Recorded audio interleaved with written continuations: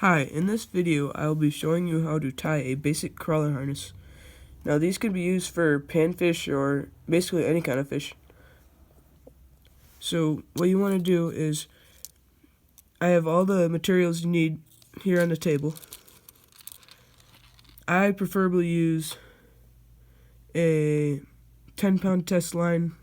Now you can use anywhere if you want like 6 to 8 inches, or sometimes if you want to use for trolling, you can use like a 2-foot leader.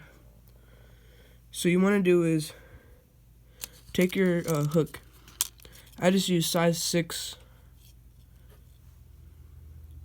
hooks, plain shank, and then slide it up your line. And you see here, in this setup I'm going to be using 2 hooks. So I like to leave about, I don't know if you can see here, that much, maybe about 3 or 4 inches of line for your second hook. So then what you want to do is fold this back so it's a nice loop like that. Twist your hook about 8 to 10 times.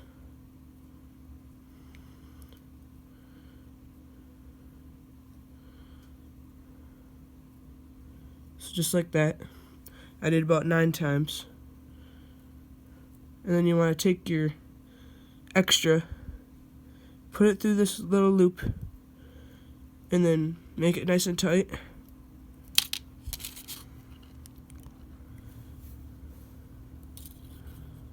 And then pull on your hook till that gets nice and tight. And that will be a good knot that will never come off. So you're going to want to do the same exact thing for the next hook. Just feed it through the line. Now see, this one, it might be a little bit harder because you have less line to work with, but it's alright. So then you twist it about 8 times.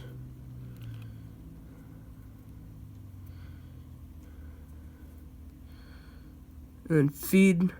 Sometimes it's even hard for me to do it. Feed it through that loop.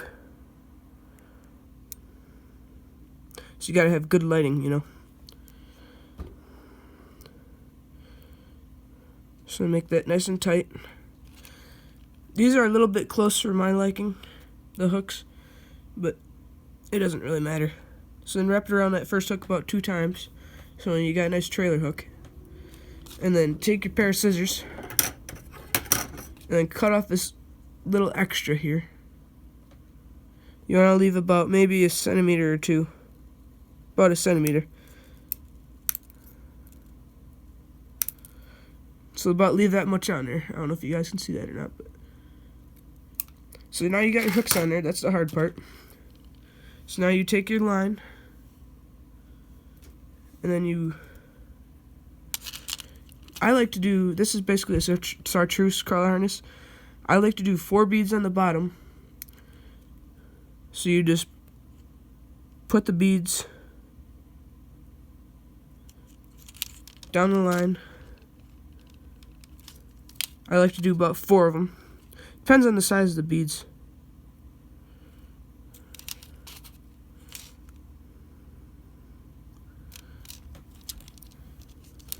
So see there, I got 4 beads. And then you're going to want to take this. This is a clevis that you want to put through the hole of your spoon, so that way the spoon does not cut the line. So put that through the hole like that. Hold it with your thumb, and then get your line. Put it through those 2 holes. Make sure you have the top of the spoon toward the top. And then you put it down like that. It's starting to look like something. So then you take this extra bead, and then you put it on through the line. I normally only do 1 bead on the top, but you can do as however many as you want, like. So as you can see there, it's looking like something. So for the top, I just like to do this just because. Make a nice loop like that with your thumb. Maybe a little bit bigger. This is sometimes can be a little bit challenging. And then you're going to want to tie this knot, loop, whatever you want to call it. See, I just messed up. So what you're going to want to do is loop it like that.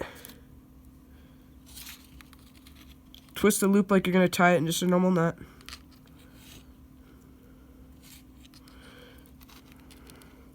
And then pull that loop through. I sometimes normally do bigger, but that's a good size loop, so if you have like you can tie it onto your fishing line. And then you grab your pair of scissors and then trim it up just a little bit. Just like that. And you have a completed crawler harness. So you want to do with this, put it on your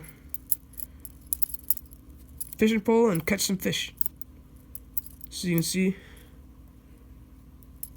you gotta make sure it spins nice. And one thing you want to make sure too is make sure this spoon does not cover too much of that hook, because otherwise it will deter the fish from wanting to bite it. So there you go, guys. That's how to make a basic crawler harness.